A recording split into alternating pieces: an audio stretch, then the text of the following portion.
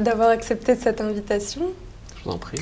Et on va démarrer directement dans le vif du sujet. Est-ce que vous pourriez me dire quand et comment vous avez découvert la méditation de pleine conscience? Alors comment je l'ai découvert exactement, je vous avoue que je ne me souviens pas trop.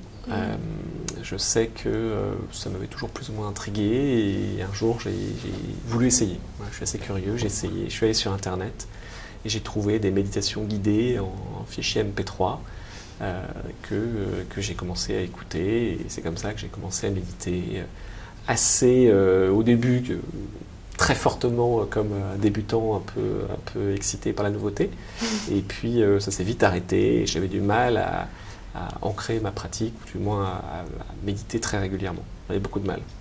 D'accord. Voilà. Et est-ce qu'il y a un élément particulier? Vous avez déjà entendu parler de méditation? Comment ça arrivait là, cette recherche sur internet en se disant tiens... Vraiment, je me souviens pas vraiment. J'étais intrigué, mais c'était aussi un moment où j'en avais besoin, on va dire au niveau professionnel, où c'était très très très intense. Et j'avais besoin de quelque chose me manquait. Voilà, quelque chose me manquait. Et alors, je faisais du yoga déjà depuis longtemps. Et puis, je ne sais pas pourquoi, j'ai dû entendre parler de méditation à un moment donné. Je me suis dit, mais pourquoi pas? Pourquoi pas? On en parle tellement. Déjà, il y a facilement 4-5 ans. Oui, d'accord. On en parle beaucoup. Et je me suis dit, bon, essayons. Voyons ce que c'est en tout cas. Et alors, qu'est-ce que ça a été cette première fois, la première fois où vous vous êtes posé et que vous avez écouté cette personne parler, guider cette méditation? Qu'est-ce qui s'est passé pour vous? Je me suis dit, qu'est-ce que c'est à la fois difficile finalement de rester assis sans bouger et heureusement qu'il y a cette voix quand même qui me guidait, mais c'était beaucoup plus difficile que ce à quoi je m'attendais et en même temps ça n'avait rien à voir avec ce que je pouvais imaginer de peut-être d'ésotérique, de bizarre. Non, en fait, c'est vraiment rester là à respirer. Et donc vous vous êtes senti un peu challengé sur le coup en disant mince, c'est dur ou... Pas challengé parce que je ne savais pas ce qu'il fallait en attendre, donc j'avais pas vraiment de but, mais c'était étrange, c'est difficile de rester assis juste en écoutant des instructions très simples. C'était difficile. Et pourtant c'était des méditations de 10 minutes. Maintenant ça me fait sourire, mais rester 10 minutes assis sans rien faire, c'est pas rien faire, mais c'est difficile à l'époque. Et alors maintenant, votre pratique, elle a évolué. Qu'est-ce que vous faites aujourd'hui? Elle a évolué d'abord grâce à l'application dont on parlait tout à l'heure. J'ai découvert Petit Bambou en l'occurrence. Et ça m'a vraiment permis d'ancrer ma pratique. Donc la variété des méditations et leur qualité a fait que j'ai accroché à ce moment-là. Et je me suis à méditer, du coup, 10 minutes, un quart d'heure, 20 minutes, tous les matins. Tous les matins au réveil. Voilà, je me lève et je médite. Et ça fait maintenant 4-5 ans que je fais ça, enfin, depuis le début de Petit Bambou. Et puis, non pas 4-5 ans, c'est 3 ans, Petit Bambou, 3-4 ans. Et voilà, et puis je méditais de plus en plus. Et j'ai réussi à méditer quasiment tous les jours. Voilà, quasiment tous les jours, 10 minutes, un quart d'heure. Donc c'est l'application qui a réussi à vous donner cet entrain pour le faire tous les jours, parce qu'avant c'était plus difficile. Oui, c'est l'application. L'application a su entraîner une habitude ou un début d'habitude. Et puis comme c'est finalement la première fois où je méditais régulièrement, c'est là où j'ai vu finalement les premiers effets secondaires de la méditation. Et ça a vraiment fait du bien. Et du coup, après l'enchaînement des deux, a fait que c'est devenu complètement une habitude et que je méditais très régulièrement. Et du coup, là, vous venez d'évoquer les effets secondaires. Alors, concrètement, qu'est-ce que la méditation vous apporte d'un point de vue personnel, là, pour le moment? Déjà, ça fait partie maintenant d'une routine de vie, d'hygiène de vie, presque comme se brosser les dents. Donc, quand le jour où on ne se brosse pas les dents, on a l'impression qu'on a les dents sales. Non, mais c'est vraiment ça, quand on l'a fait tellement depuis longtemps. C'est un peu ça. Quand je n'ai pas médité, ma journée me semble plus dure, je ne me sens pas complètement à l'aise. Donc, quand on a l'habitude de s'étirer longuement, de faire du yoga tous les matins, quand on ne le fait pas, on sent que ça tire de partout, qu'on n'est pas bien. Voilà. C'est un peu pareil. Je peux très bien vivre sans, mais c'est moins bien. Donc, il y a une qualité. Et puis en méditant encore plus longuement, alors depuis que j'ai fait un cycle MBSR, d'ailleurs que je termine là, demain soir, c'est la dernière session. D'accord. Donc en méditant beaucoup plus longuement du coup, là les effets secondaires sont encore plus importants avec beaucoup de moments de pleine conscience spontanée dans la journée, de réalisation de certains processus mentaux. Voilà. Et donc, de meilleures décisions, plus de recul, plus de calme, plus de tout ça. D'accord. Et vous le ressentez, c'est quoi? C'est physique? En tout cas, le stress, lui, avait une vraie dimension physique importante. Hein. Chez moi, beaucoup dans les mâchoires et trapèzes. Et aujourd'hui, beaucoup moins. Beaucoup moins. Ça fait partie de mon hygiène professionnelle. De méditer, de faire du sport, comme de me laver les dents, fait partie de mon hygiène buccale. C'est vraiment ça. Donc c'est la disparition d'une partie des symptômes du stress, mais pour moi c'est pas que la méditation fait disparaître le stress. Hein. Les moments de stress sont toujours là, les moments de colère, les moments les émotions sont toujours là. C'est juste qu'on en prend conscience et du coup, comme par hasard, elles disparaissent plus rapidement. Alors, qu'est-ce qui vous a le plus marqué, vu que vous êtes en train de terminer votre cycle MBSR? Quel était l'insight, l'enseignement un peu marquant pour vous, si on peut rentrer un petit peu plus dans Il y en a plusieurs. l'intimité. La vertu du silence.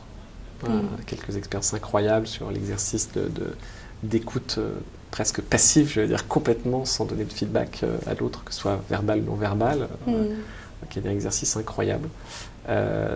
Tout ce qui est, même au début, sensoriel, hein, quand on fait goûter ce grain de raisin au début, c'est quand même incroyable. Toutes les sensations aux côtés desquelles on passe toute la journée sont des choses très simples. Mais plus personnellement, être en prise avec mon impatience. Je suis quelqu'un de très impatient. Donc ça, c'est marrant. C'est marrant aussi, voilà. Parce qu'on atteint quand même certaines limites marrantes en faisant ce cycle. Donc oui, toucher mon impatience un peu du doigt, elle a gratouillé un peu, et voir ce qu'il y a derrière, c'était marrant. Une autre découverte sur ce cycle MBSR, c'est en étant plus en pleine conscience, c'est des choses bêtes comme éternuer ou bâiller en pleine conscience, c'est incroyable. Enfin, non mais la fois que j'ai éternué, et ça a été un feu d'artifice, mais c'est incroyable ces sensations. Pour quelque chose de tellement banal et dont on ne se rend pas compte, c'est assez incroyable. Ça doit paraître bizarre aux gens qui vont regarder ça et qui vont dire mais de quoi il parle, c'est un illuminé. Mais je pense que les gens qui auront fait l'expérience sauront de quoi je parle, c'est assez incroyable. Ouais. Et du coup, au travail, vous avez pu l'aborder avec les collaborateurs, etc. Ou c'est quelque chose que vous gardez de assez personnel? Pas du tout. Ils le savent très bien que je médite. Même une fois, je me souviens avoir fait une séance de méditation collective, enfin proposée, hein, et 3 ou 4 qui ont médité avec moi, avec une méditation petit bambou d'ailleurs. C'était marrant. Super. Non, mais il ne faut pas se prendre au sérieux non plus. Hein. Moi, ça m'aide. Les gens décident d'en faire ou pas. Chacun son truc, hein, c'est pas grave. Mais je le cache pas, je force personne non plus évidemment, mais non, c'est intéressant. Mais on a fait un petit séminaire avec un coach il n'y a pas longtemps, et au début de chaque session, il disait qu'il voulait prendre la température de chaque personne et demander la météo intérieure de chaque personne, faire un tour de table, une sorte de check-in un peu avec chaque personne sur un moment de pleine conscience, même si il ne l'appelait pas comme ça, pas effrayer les gens non plus. Donc on sent que ça prend une part plus admissible dans le langage business quotidien. Et du coup, ça a été bien reçu, déjà ce mini-exercice de demander aux collaborateurs, finalement, quelle est ta méthode intérieure aujourd'hui? Oui, il y en a que ça a amusé, puis après ça dépend du recul des gens, ça dépend de leur degré de maturité, ça dépend il y a des gens qui trouvent ça un peu idiot, d'autres au contraire très intéressant. Tout le monde ne comprend pas forcément, c'est pas grave. D'accord. Et donc là, on a bien abordé au niveau personnel ce que ça vous a apporté, mais au niveau du travail, à partir du moment où vous avez commencé à méditer, est-ce que vous avez découvert un peu des choses sur vous, votre attitude a évolué? Qu'est-ce qui s'est passé? Plus être en prise avec ce qu'on ressent, hein, soit ses peurs, ses angoisses, ces choses-là, c'est plus se rendre compte, plus se rendre compte, et du coup être moins facile, en tout cas se dissocier de ses émotions. Voilà, c'est surtout ça qui est important, parce qu'elles sont toujours là, elles nous emportent toujours.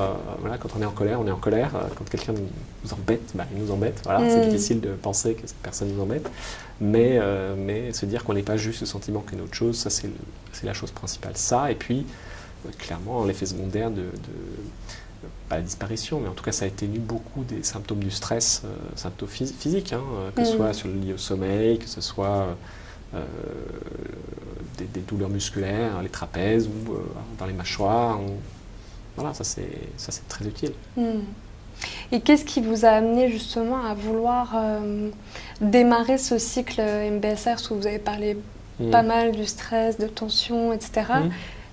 Qu'est-ce qui a été le moteur de vous dire, bon, là aujourd'hui j'ai l'application, c'est super, mais j'ai envie d'être dans un groupe Ouais, je voulais aller plus loin.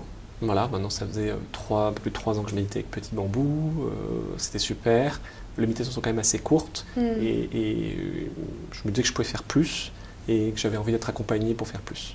Et alors du coup, là, sur ces 8 semaines, parce que c'est vrai qu'il y a un rythme, vous avez des exercices à faire à la maison tous les jours, des méditations de 45 minutes au début, ce qui change beaucoup, du coup des petites méditations plutôt de 5-10 minutes qu'on peut trouver sur les applications. Est-ce qu'il y a quelque chose que vous avez approfondi? Est-ce qu'il y a un enseignement particulier là, qui est sorti de ça, entre la différence de le faire à la maison régulièrement et là d'être dans un cycle Déjà, le cycle force beaucoup d'abord à méditer beaucoup plus longtemps. 45 minutes, c'est pas 10-15 minutes le matin, c'est 45 minutes, ça commence à être long quand on n'a pas l'habitude. Et même quand on a l'habitude, parfois ça reste très long. Donc ça, c'est un vrai changement. Mais ça passe aussi finalement, on s'y habitue très bien et puis on atteint d'autres choses. On peut gratter plus loin, on peut être plus curieux. Je crois que ce que ça a entraîné chez moi, c'est plus de curiosité. En fait, le maître mot, c'est vraiment la curiosité. Les 10-15 minutes de méditation, ça me permettait de ressentir plus et méditer plus, ça me permet d'être plus curieux de moi, de ce que je ressens et du coup des autres. Ça, c'est plus ça. Et alors, quand est-ce que vous méditez? Quel est le moment privilégié pour vous? C'est le matin. Moi, j'ai une routine du matin. Je me lève, je fais quelques étirements et je médite, donc 45 minutes. Et puis, sauf si j'ai fait beaucoup de sport la veille, où là, je fais une méditation plus courte et je remplace le reste par du yoga qui me permet en plus de m'étirer. Voilà. Ok, donc vous faites aussi tous ces exercices qu'on appelle des mouvements en pleine conscience. Voilà, exactement. Mais voilà, des mouvements de yoga. Oui, bien sûr. Donc voilà, de yoga, mais surtout méditation le matin. C'est ma routine du matin, et puis après je me lève et je prépare le petit déjeuner pour ma femme et pour moi. Et en tant que manager, à un moment donné, vous avez évoqué cet exercice où on doit écouter la personne, vraiment être dans une écoute très profonde. Il y a plein de choses.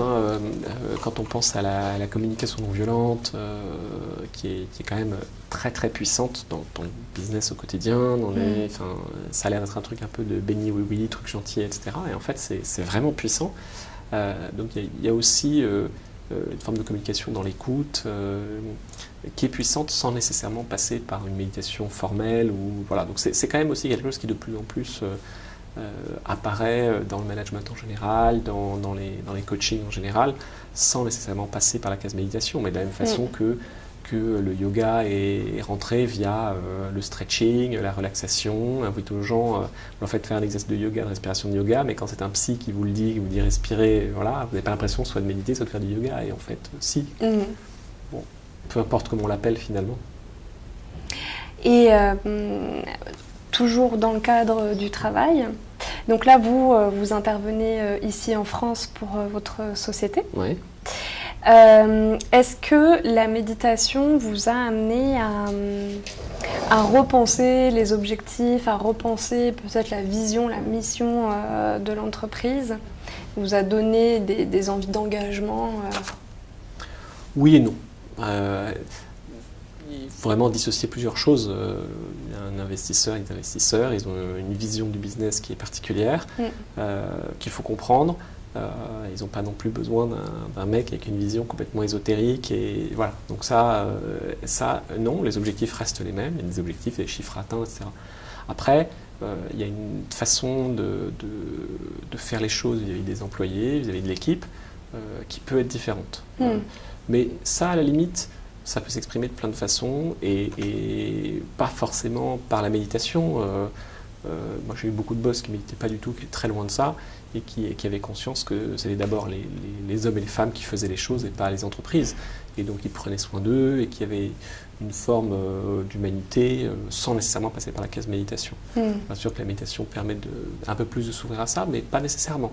Donc, je n'ai pas suffisamment de recul statistique ou autre pour voir si la méditation, c'est quelque chose qui entraîne plus les gens à le faire ou pas. Et j'essaie de le faire avant de méditer. Donc voilà, est-ce que c'est ça du coup qui m'a fait méditer? Je ne sais pas. Vous ne savez pas dans quel sens dans ça quel sens ça marche. Mais bon, après, traiter les gens, on va dire bien, être bien avec sa communauté au sens large, participer. Pas sûr qu'il y ait forcément besoin de méditer pour ça. On est peut-être un peu plus en lien avec ce qu'on ressent, mais il n'empêche que s'il faut virer quelqu'un, il faut virer quelqu'un. Alors après, on sera plus en lien avec ce qu'on ressent au moment de devoir virer quelqu'un, mais s'il faut le faire pour la boîte, il faut le faire pour la boîte. Voilà, par exemple. Des choses un peu douloureuses et difficiles, mais... Et d'ailleurs, est-ce que vous avez été confronté à, alors sans virer quelqu'un, mais à des épisodes difficiles dans l'entreprise et où... éventuellement la méditation a un peu vous aider soit à prendre du recul ou à mieux gérer les émotions, le stress, ce genre de choses-là. De toute façon, j'ai été confronté à plein de choses difficiles, mais je ne sais pas si je peux dire que c'est la méditation. C'est compliqué, hein. C'est comme quand on fait du sport et qu'un jour on a quelque chose de physique, on va te dire heureusement que vous faites du sport parce que du coup votre corps a mieux supporté. Mais c'est le sport, c'est la chance, c'est difficile de mettre le doigt sur une chose. Moi je sais que pour moi en tout cas, effectivement la méditation m'aide à être un petit peu moins stressé, avoir plus de recul sur les choses et qui permet du coup de prendre de meilleures décisions, d'être un peu moins... en tout cas emporté par ses émotions quand il se passe quelque chose d'un peu grave ou de très déplaisant. Mais au-delà de ça, est-ce que c'est que la méditation? Vraiment, je ne sais pas. Je n'ai pas assez de recul pour ça. Je pense pas que... J'ai du mal à croire en tout ce qui est pilule miracle. Voilà, la méditation, c'est pas non plus méditer, demain vous serez plus beau, plus jeune, plus fort, meilleur patron. Moi, c'est pas ça. Hein. Et puis d'ailleurs, c'est un élément d'une hygiène de vie, enfin, donc pour moi, c'est comme ça que je le vis. Je fais du sport. Mais ce qui est important, c'est de se dire que quand je m'assois à ne rien faire, entre guillemets évidemment, ça peut être utile. Et ça peut être utile de se dire, mais finalement, en consacrant 45 minutes justement avec le cycle MBSR, dans un monde où on n'a jamais le temps de faire tout ce qu'on veut faire, se dire, je vais rester presque une heure à rien faire, et se rendre compte que non seulement c'est tout à fait possible, mais qu'en plus ça fait du bien, ça permet de relativiser aussi sur sa gestion du temps, sur prendre le temps de prendre soin de soi, sur des choses qui nous font du bien. Donc, se dire qu'on n'a pas assez de temps pour faire du sport, aller faire du yoga, aller voir sa grand-mère, etc. Et en fait, tout ça, ça fait partie d'une hygiène de vie qui fait que on est mieux le jour où il se passe quelque chose de désagréable, que ce soit professionnellement ou personnellement. Bon, écoutez, merci. On arrive bientôt à la fin. J'ai 2 dernières questions. La première est pourquoi c'était important aujourd'hui de témoigner, de participer à discuter de la méditation. Je ne sais pas si c'était important, mais en revanche, d'abord j'aime bien aider les gens qui se lancent. Voilà. Merci. Non, mais c'est vrai, ça pour le coup c'est important pour moi, que ce soit dans la méditation ou dans autre chose. J'aime bien aider quand je peux. Et puis j'aime bien la méditation, ça me fait du bien. Et si une des choses que j'ai dites peut parler à quelqu'un à un moment donné et dire pourquoi pas essayer après tout, ça peut être marrant, et puis voilà. Et que en plus cette personne se mette à méditer et trouve ça bien et que ça l'aide dans la vie, génial. Et puis sinon tant pis, c'est pas grave. Et alors pour terminer, si vous aviez un mot à passer aux dirigeants ou aux managers là, qui nous regardent par rapport à ce sujet de la méditation, qu'est-ce que vous aimeriez leur dire? J'aimerais titiller leur curiosité, parce qu'en général les dirigeants sont curieux. Enfin, j'aime croire que les bons dirigeants sont curieux et qu'il y a tellement maintenant d'angles différents qui parlent positivement de la méditation, que ce soit médicalement, que ce soit statistiquement, que ce soit en termes de performance. Il y a tellement d'angles qui permettent de se dire pourquoi pas essayer, pourquoi pas voir. Je pense que la curiosité, c'est un mot important. Merci beaucoup. Je vous en prie.